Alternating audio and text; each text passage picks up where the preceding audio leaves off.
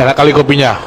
Nah, buat teman-teman TikTok, pernah nggak kalian mendengar cerita seperti ini? Ada seorang pasien yang sedang dalam keadaan gawat darurat, lalu dibawa ke rumah sakit. Namun sesampainya di rumah sakit, dia terlebih dahulu atau keluarganya diminta untuk mengurus segala permasalahan administrasi, atau disuruh untuk membayar dulu biaya-biaya perobatan awal. Contoh-contoh seperti tadi lumrah kita dengar ya.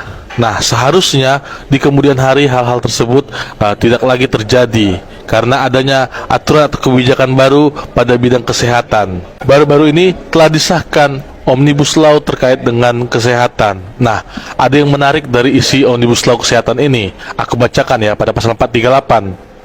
Pimpinan fasilitas pelayanan kesehatan, tenaga medis, dan atau tenaga kesehatan yang tidak memberikan pertolongan pertama terhadap pasien yang dalam keadaan gawat darurat pada fasilitas pelayanan kesehatan sebagaimana dimaksud pada pasal 174 dan pasal 275 ayat 1 dipidana dengan pidana penjara paling lama 2 tahun atau pidana denda paling banyak 200 juta rupiah. Itu tadi ayat satunya. Lalu kemudian di ayat 2-nya dijelaskan, dalam hal perbuatan sebagaimana dimaksud pada ayat 1 mengakibatkan terjadinya disabilitas atau kematian, maka pimpinan fasilitas pelayanan kesehatan tersebut dipidana dengan pidana penjara paling lama 10 tahun atau denda paling banyak 2 miliar rupiah. Jadi itu seluruh elemen pelayanan kesehatan, baik itu tenaga medis maupun tenaga kesehatan, serta pimpinan dari pelayanan kesehatan.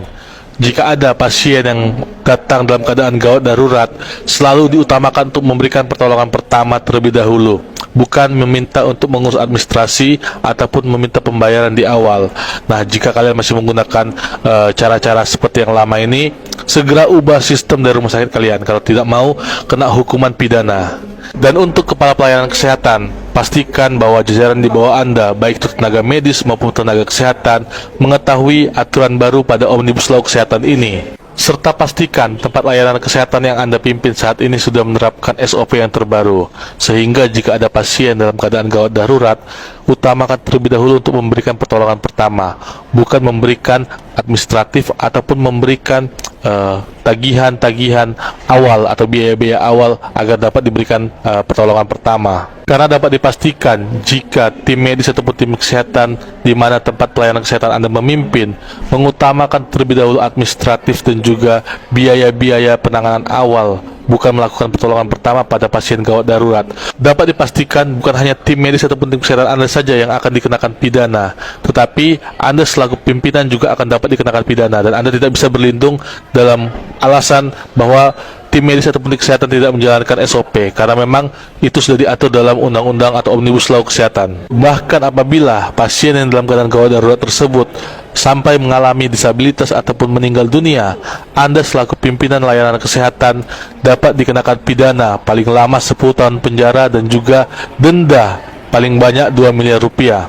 Jadi ingat selalu, utamakan keselamatan dan nyawa pasien dengan memberikan pertolongan pertama, bukan dengan menyodorkan administratif maupun tagihan-tagihan awal sebelum melakukan tindakan pertama.